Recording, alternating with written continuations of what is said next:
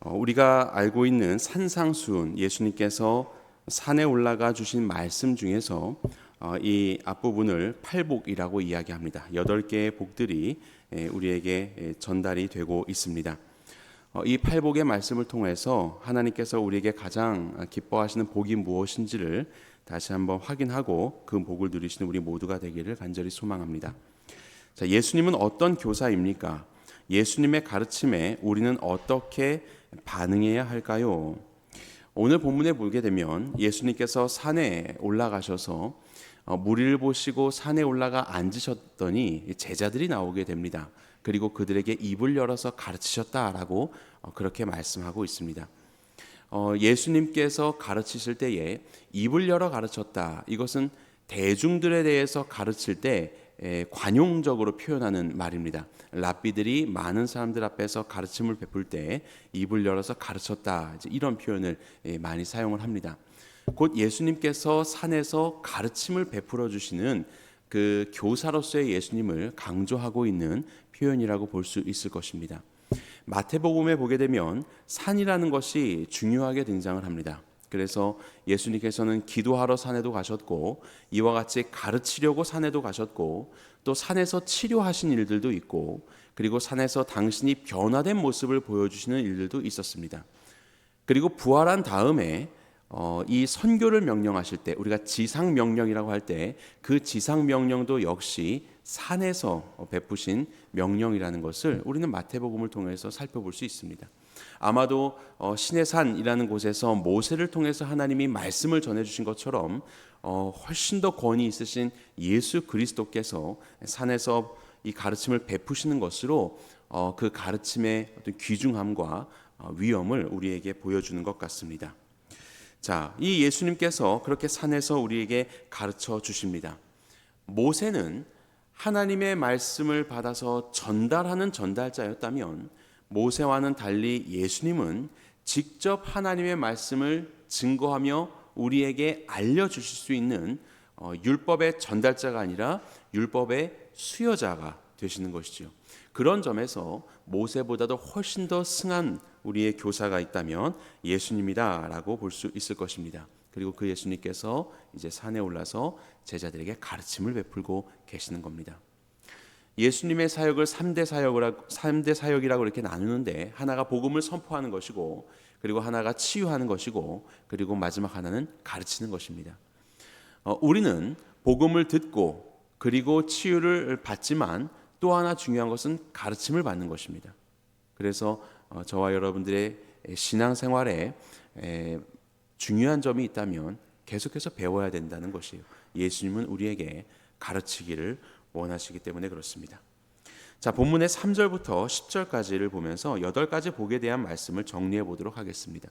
심령이 가난한 자는 복이 있다고 하셨습니다. 왜냐하면 천국이 그들의 것이다 라고 이야기를 하였습니다. 여기서 심령이 가난하다라는 것은 단순히 물질적인 육체의 가난함이 아니라 영적인 가난함을 말하고 있습니다. 영적인 가난함이라는 것은 하나님을 갈망하는 마음을 뜻합니다. 우리의 마음 속에 공간이 있는데 하나님으로만 채워질 수 있는 그 공간이 항상 존재하는 것, 바로 이것입니다. 재물을 좋아하는 사람이 있다고 했을 때 그 사람이 재물로 채워진다고 하여도 재물을 더 원하지요. 죽을 때까지 써도 다 못 쓸 재물이 있어도 여전히 그 재물을 향한 공간이 있습니다. 그래서 계속 그 재물을 채워 넣어야 되는 것이에요. 그것처럼 하나님을 향한 공간이 언제나 우리 마음에 있어서 하나님을 알고 또 알아갈수록 계속해서 하나님을 더 알고자 하는 그런 갈망이 있는 상태에 바로 이런 것이 심령이 가난한 자의 모습이다라고 볼 수 있을 것입니다. 그런 자에게 약속하신 것이 천국이 그들의 것이다 라고 하였습니다. 오늘 이렇게 표에 보시면 복의 대상이 있고 그 복에 대한 하나님의 약속이 있습니다. 그리고 이 말씀에 참고할 만한 구약의 말씀을 넣어놨고요. 이 구약 말씀까지 다 살펴보면 시간이 많이 걸리기 때문에 이것은 넘어가고 어떻게 이러한 복받는 자가 될 수 있을 것인가에 대해서 신약 성경에 있는 말씀을 가지고 또 참고하도록 하겠습니다. 자, 야고보서에 보게 되면 주 앞에서 낮추라 그리하면 주께서 너희를 높이시리라 라고 이야기합니다. 우리가 주님 앞에서 겸손할 수 있는 이유가 무엇일까요? 주님이 위대하시기 때문에 그렇습니다. 가장 위엄 있으신 주님을 만나게 되면 우리는 그 앞에서 낮아질 수밖에 없는 것입니다. 어떻게 우리가 하나님께 대한 갈망의 마음을 계속해서 가질 수 있을 것인가? 하나님이 어떠신 분이신지를 알수록 우리는 그 마음을 갖게 되는 것입니다.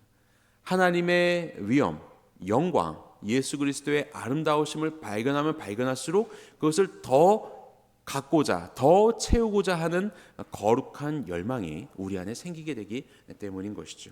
그래서 주님 앞에서 주님을 알기에 낮추는 것, 그럴 때 주께서는 우리를 채워주시며 그 주님을 경험함으로 계속해서 우리는 주 앞에서 더욱더 심령이 가난한 자로 설 수 있게 되는 것입니다. 그리고 여기에 천국이 그들의 것이다라고 했을 때 이것은 현재형을 쓰고 있습니다. 천국이 이미 그들의 것이 된 것처럼 현재형으로 쓰고 있습니다. 이와 같이 하나님의 나라는 심령이 가난한 자의 현실 속에, 현재 속에 임하셔서 우리를 다스리고 계신다라는 것을 말씀하고 있는 거예요. 자, 두 번째 보겠습니다. 애통하는 자, 애통하는 자는 복이 있나니 그들이 위로를 받을 것이다라고 말씀하셨습니다. 여기서의 애통은 개인적인 어떤 아픔에 의한 애통이라기보다는 복음과 의로 인한 애통입니다. 신앙생활을 하다 보니 겪게 되는 어려움으로 인한 어떤 고통과 슬픔을 말하고 있는 것이에요. 자, 고린도후서의 말씀을 보면 우리의 모든 환난 중에서 우리를 위로하사 우리로 하여금 하나님께 받는 위로 이렇게 되어 있습니다. 자, 우리의 고통 속에서 누가 위로하십니까? 하나님이 위로하십니다. 그래서 오늘 본문에 보면 위로를 받을 것이다라고 했을 때 이것이 수동태입니다. 수동태의 주체는 기록이 되어 있지 않습니다. 우리는 이것을 신적 수동태라는 표현을 씁니다. 하나님이 주체가 되셔서 우리를 위로를 해주신다는 것이에요. 하나님이 친히 주를 믿는 신앙으로 인한 애통을 겪는 자들을 위로해 주신다라고 우리에게 위로의 확신을 주고 계시는 것이지요. 그러면서 야고보서의 말씀을 보면 하나님을 가까이 하라. 그리하면 너희를 가까이 하시리라. 죄인들아 손을 깨끗이 하라. 두 마음 품은 자들아 마음을 성결하게 하라. 슬퍼하며 애통하며 울지어다 라고 하면서 나오고 있습니다. 하나님을 가까이 하는 자, 바로 그러한 자가 무엇을 기뻐해야 하고 무엇을 슬퍼해야 하는지를 알 수 있습니다. 하나님을 멀리하면 죄를 가까이 하게 되는 것으로 슬퍼해야 되는 것 가운데 슬프지 않고 오히려 웃게 되는 거예요. 근심해야 되는데 근심이 사라지고 오히려 거기에서 즐거워하고 있는 것입니다. 하나님을 더 가까이 할수록 우리는 정말로 무엇을 기뻐할 수 있고 무엇을 애통할 수 있는지를 알 수 있게 되는 것이죠. 그래서 더욱더 하나님을 가까이 하는 삶, 그것이 이 애통하는 자의 복을 누리는 삶이라는 것을 기억하시기 바랍니다. 그리고 그런 자들은 하나님께서 친히 위로해 주시겠다라고 우리에게 위로의 말씀을 주시는 것입니다. 자, 그리고 세 번째는 온유한 자는 복이 있다고 하였습니다. 땅을 기업으로 받을 것이라고 말씀하셨습니다. 여기에서 나오는 땅이라는 것은 세상에서의 땅이 아니라 장래에 장차 받게 될 그 나라의 땅을 말합니다. 여전히 이 땅에서의 우리의 땅이 없다 할지라도 그 나라에 가게 되면 주께서 우리를 위한 거처를 마련하고 계시고 그곳에서 우리를 편히 받아주시며 누일 곳을 허락해 주신다라는 의미로 우리가 볼 수 있을 것입니다. 그래서 우리가 어떻게 온유할 수 있는가? 예수님이 말씀하셨습니다. 우리 한 목소리 읽어볼까요? 시작. 나는 마음이 온유하고 겸손하니 나의 멍에를 메고 내게 배우라. 그리하면 너희 마음이 쉼을 얻으리. 네, 우리가 어떻게 온유한 자가 될 수 있는가? 예수님은 당신의 성품을 직접 설명하셨습니다. 나는 온유하고 겸손한 자다. 예수님이 온유하시니 그분께로 가서 우리는 그 온유를 배울 수 있는 것입니다. 그러면 우리는 온유한 자로 날마다 더 지어져 가게 되는 것이지요. 자, 그리고 네 번째로 의에 줄이고 목마른 자는 복이 있다고 하셨습니다. 그들이 배부를 것이며 라고 말씀하셨습니다. 의에 줄이고 목마른 자들, 그들을 배불리 채워주신다. 의가 무엇입니까? 요한복음 16장에 보면 성령이 와서 우리에게 알려주신 것 중에 하나가 의라고 합니다. 의에 대하여라 함은 우리 예수님께서 아버지께로 가는 것이라고 하였습니다. 하나님이 의고 하나님이 기뻐하시는 뜻을 의라고 하는데 이 세상은 모두가 죄인이어서 의에 이르지 못하고 의를 알지 못했는데 예수님이 의롭게 되셔서 하나님과 함께 하실 수 있는 분이다. 그분이 의다라는 것을 말하고 있는 것이죠. 성령님의 도움에 의해서 우리는 참된 의가 무엇인지 알게 됩니다. 그리고 빌립보서 말씀을 보겠습니다. 여기에 보게 되면 바울이 예수 그리스도를 만난 이후로 자기의 의를 버리는 것을 보게 됩니다. 내 주 예수 그리스도 예수를 아는 지식이 가장 고상하다. 그래서 내가 모든 것을 잃어버리고 배설물처럼 여긴다. 왜? 내가 주님 안에서 발견되는 것이고 내가 가진 의는 율법에서 난 것이 아니오. 내가 무슨 가르침을 배웠고 어떤 존재이고 바리새인이고 이런 것에서 나오는 자기 의, 나의 의가 아니라 예수 그리스도를 믿는 믿음으로 말미암은 것이니 곧 믿음으로 하나님께로부터 난 의다라고 이야기합니다. 이 의라는 것은 우리가 만들어낼 수 있는 의가 아닙니다. 예수 그리스도가 의시고 그분을 믿음으로 인해서 우리에게 전가가 되는 그것이 바로 진정한 의이지요. 그래서 의에 줄이고 목마른 자는 자기의 의를 세우기 위해서 살아가는 자가 아닙니다. 예수 그리스도를 알기에, 그분을 사모하기에, 그분을 따르고 그분을 더 사랑하고 그분을 더 가까이 하는 바로 그러한 자들, 그러한 예수 그리스도를 에게 줄인 자들을 하나님께서 복을 주셔서 배부르게 하실 것이다. 그가 의로운 자가 될 뿐만 아니라 그 의가 넘쳐 흘러서 많은 자들을 옳은 대로 돌아오게 하는 그런 의로운 자로 하나님께서 만들어 가신다라고 말씀하시는 것이지요. 여기에 이 의에 줄이고 목마른 자, 그들을 배부르게 하신다는 것도 신적 수동태로 쓰여 있습니다. 하나님께서 친히 그들을 먹이신다라는 겁니다. 친히 예수 그리스도를 알려주시고 그분을 누리게 하신다. 예수님의 의로 인해서 자기의 의를 배설물처럼 여기고 다 뒤로 할 정도로 예수 그리스도를 믿는 의 안에서 기쁨을 누렸던 바울처럼 우리를 그렇게 풍성하게 채워주신다라고 말씀하고 있는 것입니다. 여러분들은 자기 의에 목말라 하십니까? 아니면 예수님의 의를 더 알기 위해 목말라 하십니까? 여러분들이 목말라 하는 것으로 결국 채워지게 되어 있거든요. 자기 의로 채우지 마시고 예수 그리스도의 의로 살아가시는 우리 모두가 되길 바랍니다. 자, 그 다음에 다섯 번째로 긍휼히 여기는 자는 복이 있다고 하였습니다. 그들이 긍휼히 여김을 받을 것이다라고 했습니다. 불쌍히 여기는 것이죠. 당시에 바리새인들도 그렇지만 그들의 소득의 일부를 가지고 연약한 자들을 돕는 데에 사용했습니다. 그것이 신앙생활의 당연한 모습이었습니다. 그런데 그런 구제의 행위도 중요하지만 여기에서 예수님께서는 행위를 말하고 있지 않고 마음을 말하고 있습니다. 긍휼히 여겨라. 왜냐하면 행위는 얼마든지 하지만 그 마음이 전혀 긍휼히 여기지 않고 여전히 자기 의를 위해서 하는 자들이 많았기 때문에 그렇습니다. 우리가 어떻게 사람들을 긍휼히 여길 수 있는가? 자, 에베소서 말씀 같이 읽어보겠습니다. 시작. 그리스도께서 너희를 사랑하신 것 같이 너희도 사랑 가운데서 행하라. 그는 우리를 위하여 자신을 버리사 향기로운 제물과 희생 제물로 하나님께 드리셨느니라. 날 사랑하신 예수님, 나를 사랑하셔서 단순히 작은 것을 준 것일 뿐만이 아니라 모든 것을 우리를 위해서 제물로 주신 우리 예수님, 예수님께서 나를 이렇게 불쌍히 여기셨고 그 불쌍히 여기는 마음이 진실된 마음이었기에 자연스럽게 삶으로 드러난 것처럼 우리도 나를 이토록 사랑하신 예수님을 안다면, 그리고 그를 그토록 사랑하시는 예수 그리스도의 심정을 안다면 나도 그들을 긍휼히 여길 수 있다라는 것입니다. 내가 1만 달란트 빚을 진 자였습니다. 탕감을 받았습니다. 나에게 100데나리온 빚진 자 긍휼히 여길 수 있는 것이지요. 그렇지 않다라고 한다면 뭐가 잘못된 것이지요. 1만 달란트 탕감 받았다고 생각하지 않는 것이겠지요. 나를 위한 예수님의 사랑을 알게 되면 우리는 긍휼히 여기는 자가 될 수 있습니다. 자, 그리고 마음이 청결한 자는 복이 있다라고 했습니다. 그들이 하나님을 볼 것이다라고 말씀합니다. 여기에 청결하다라는 것은 뭔가 이게 도덕적인 개념에서의 청결함이 아닙니다. 이것은 충성됨을 말하고 있는 거예요. 충성됨. 그 마음이 두 개로 갈라지거나 그렇지 않고 오직 이 온 마음이 하나가 되어 있는 상태, 바로 그것을 이 마음이 청결하다라고 이야기를 합니다. 자, 요한일서의 말씀을 보면 재림에 대한 소망을 이와 같이 이야기합니다.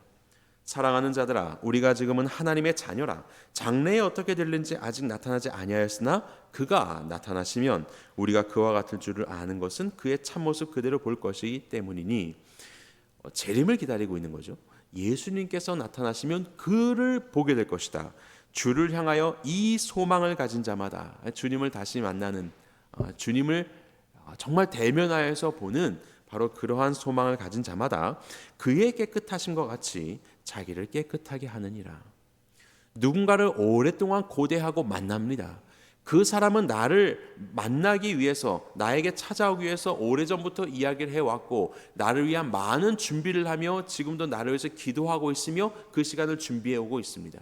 그것을 아는 우리는 그 사람을 만날 때 어떻게 허투루 만날 수 있겠습니까? 어떻게 다른 일들 하다가 갑자기 그냥 순간 만날 수 있겠습니까? 나도 그 시간을 고대하고 나도 내 마음을 정돈하고 그리고 그 시간을 기다리는 것이죠. 그렇게 예수 그리스도의 다시 오신 재림하시는 분을 우리가 기다리는 소망을 가지고 있다면, 나를 위해 정말 정결하며 흠없는 자로 살아가셨던 예수 그리스도를 만나는 나도 그냥 이렇게 살아가는 것이 아니라, 당시 이것이 쓰였을 때는 이 박해가 극심했을 때 아니었겠습니까? 그런데 그렇게 하는 것이 아니라 예수 그리스도 앞에 나의 마음을 정결한 신부로서 준비하며 주님을 기다리는 것입니다. 그것이 바로 신부의 영성이 되는 것이죠. 두 마음을 품을 수가 없는 것입니다. 오직 한 마음으로, 전심으로 주님을 기다리는 마음, 그것이 바로 청결한 마음입니다.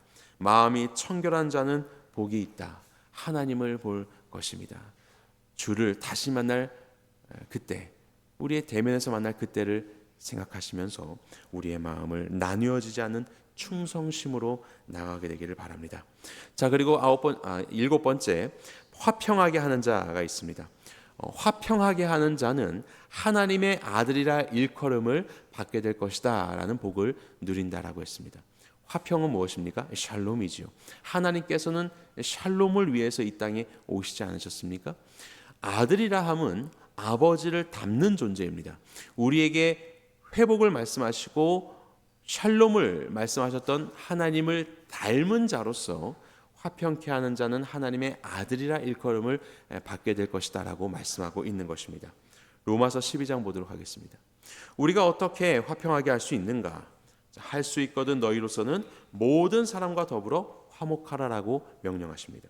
내 사랑하는 자들아, 너희가 친히 원수를 갚지 말고 하나님의 진노하심에 맡기라. 원수 갚는 것이 내게 있으니 내가 갚으리라. 이렇게 이야기합니다.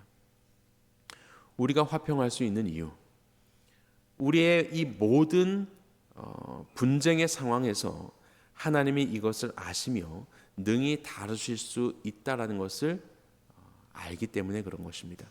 내가 다루는 것보다도 하나님께서 다루실 때에 보다 더 확실한 다룸이 된다는 것을 믿기 때문에 우리는 그 모든 시간 속에서 당장 나의 힘과 지혜를 가지고 투쟁하고 맞서는 것이 아니라 인내할 수 있는 것입니다. 하나님의 뜻을 구하면서 인내할 수 있는 것입니다. 그래서 주님은 우리에게 할 수만 있다면, 어렵다가 이게 전제가 되어 있죠. 할 수만 있다면 모든 사람과 더불어서 화목하여라. 너의 마음에 그 걸림이 있느냐? 하나님께 맡겨라. 우리가 어떻게 화평하게 하는 자가 될 수 있습니까? 하나님을 신뢰하셔야 됩니다. 인내하셔야 됩니다. 하나님이 일하실 때까지 기다리시고 주님의 뜻을 물으십시오. 하나님보다 앞서 행하지 마십시오. 그럴 때 우리는 화평하게 하는 자가 되어서 하나님의 아들이라 일컬음을 받는 하나님 닮은 자가 될 수 있는 것입니다. 마지막으로 여덟 번째 복은 의를 위하여 박해를 받는 자는 복이 있다고 하셨습니다. 천국이 그들의 것이다 라고 이야기를 합니다. 이 마지막 여덟 번째 복은 첫 번째와 일곱 번째까지의 모든 복의 결론 부분이기도 합니다. 왜냐하면 첫 번째부터 일곱 번째까지의 모든 복들은 결국 하나님을 알지 못하고 예수 그리스도를 부인하고 있는 세상 속에서 경험하게 되는 우리의 모습이기 때문에 그렇습니다. 그리고 세상을 등지고 세상을 뒤로하고 더 주님을 바라보려고 하는 자들을 말하고 있기 때문에 이 모든 삶 자체가 박해죠. 왜냐하면 세상이 그렇지 않기 때문에 그렇습니다. 그럼에도 불구하고 의를 위하여서 박해를 받는 자는 천국이 그들의 것이다. 이것 또한 첫 번째 복과 똑같은 내용이지요.